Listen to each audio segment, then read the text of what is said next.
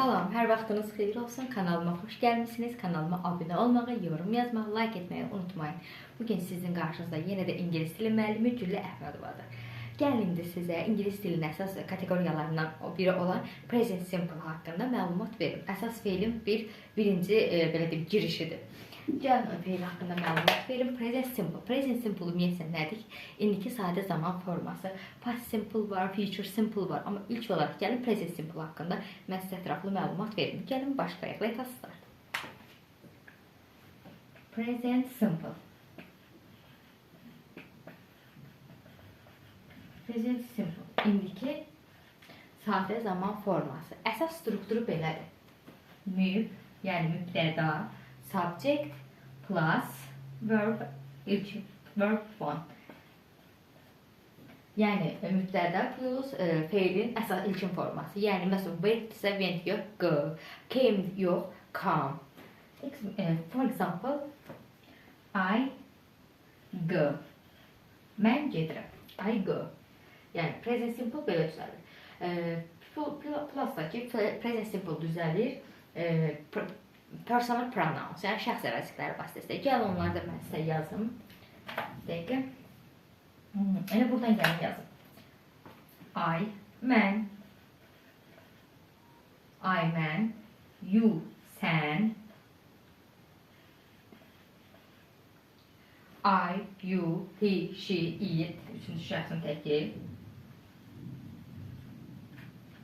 It. Üçü də hər üçü də o deməkdir.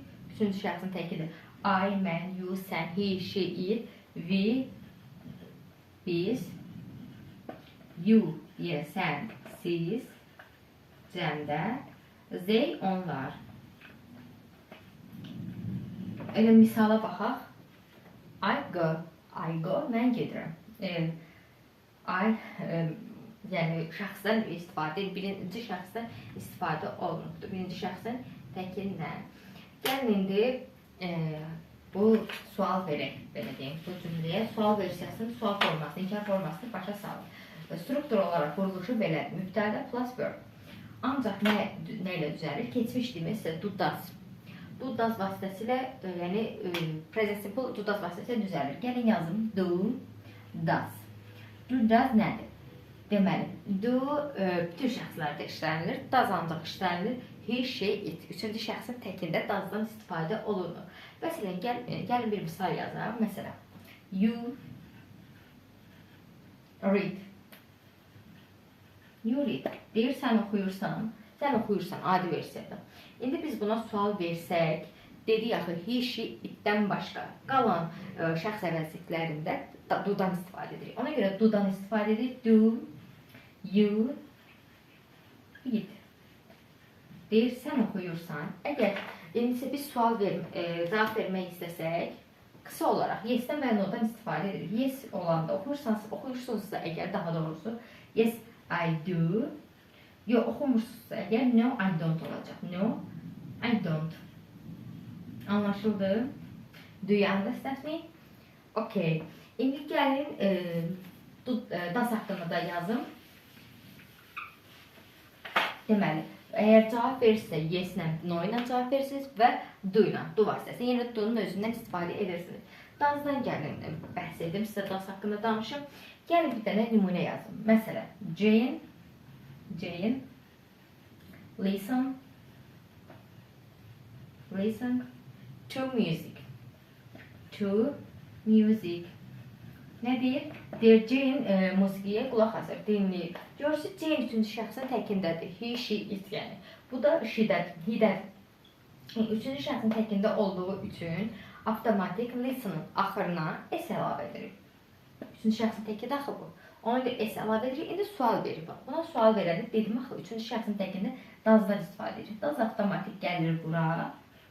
Və s-də görürsünüzmü? S-i öz üzərinə götürür. Yazılır does. Jane. Listen S olmur. S-siz versiyada yazırsınız. Listen to music. Jane deyir, musiqiyə qulaq asır, sual verir. İnkarda isə vermək istəsək, Jane doesn't doesn't listen, yenə listen olduğu kimi qalır inkarda da, inkarlıq da bildirəndə s düşür yenə. To music. Eyni ilə də deyir ki, Jane musiqiyə qulaq asmır. Eyni ilə də does necəsə diddə deyil olur. Diddə də sual verəndə inkarında əsas feil, yəni feilin tərkibindəki s avtomatik olaraq düşür. İndi isə gəlin present simple haqqında bu qədər. Gəlin zaman zərflərini yazın. Present simple. Zaman zərflərini siz əzbərləməlisiniz ki, zaman zərfləri vasitəsilə feilin hansı zamanda olduğunu bilməlisiniz. Gəlin indi yazın mən. Bunu silim, zaman zərflərini yazın. Birinci. Baxın, yazıram. Birinci. Always. Always. Həmişə. İkinci. Often. Tez-tez. Üçüncü. Sometimes. Bəzən. Sometimes. Bəzən. Dördüncü. Never. Heç vaxt. Beşinci. Seldom. Nadir hallarda. Nadir hallarda.